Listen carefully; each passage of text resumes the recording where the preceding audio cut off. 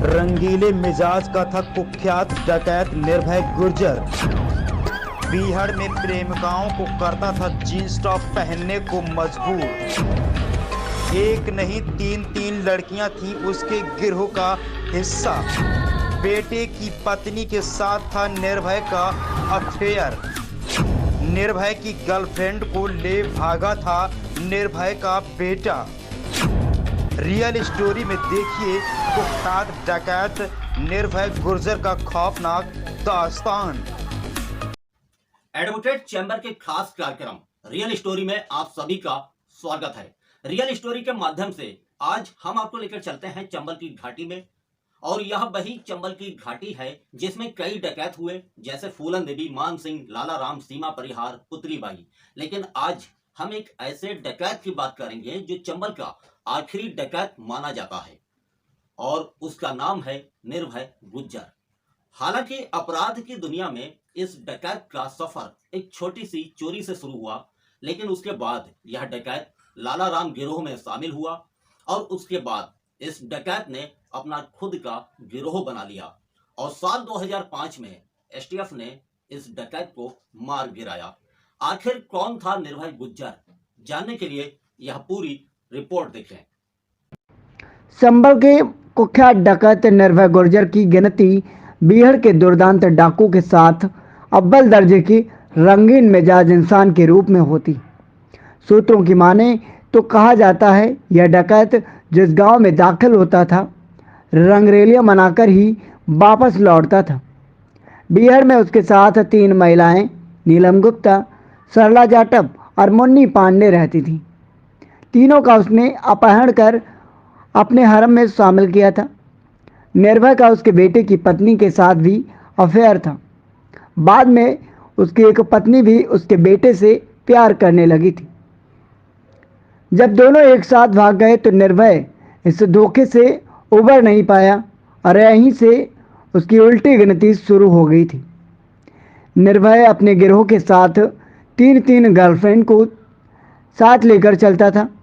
वह उन्हें सलवार सूट नहीं पहनने देता था। इसके बदले वह उन्हें हर समय जीन्स टॉप पहनने के लिए मजबूर करता था। उसने अपने दत्तक पुत्र श्याम जाटव की शादी सरला जाटव से कराई थी, लेकिन खुद श्याम ने उसे निर्भय के साथ आपत्तिजनक हालात में देख लिया था। इसके बाद श्याम ने गिरोह से बगावत कर दी थी। वह निर्भय की प्रेमिका नीलम के साथ भाग गया और पुलिस के सामने सरेंडर कर दिया था। आपको यह जानकर हैरानी होगी कि छोटी मोटी चोरियों से शुरू हुआ निर्भय के अपराध का सफर। निर्भय गुर्जर का जन्म 1961 में आयाना औरैया थाना के अंतर्गत गंगदासपुर गांव में एक साधारण परिवार में हुआ था। उसके पिता मान सिंह के पास 7-8 बीघा जमीन थी, लेकिन उस जमाने में सिंचाई की सुविधा नहीं थी। इस कारण पैदावार अच्छी नहीं होती थी। उसके परिवार में माता पिता के अलावा 5 बहनें और एक छोटा भाई भी था। निर्भय की एक बहन भिंड के घिनौची गांव में ब्याही है। आमदनी कम होने के कारण परिवार के भरण पोषण में मुश्किल आती थी। परिवार की ज़रूरतें पूरी करने के लिए निर्भय छोटी छोटी चोरियां करने लगा।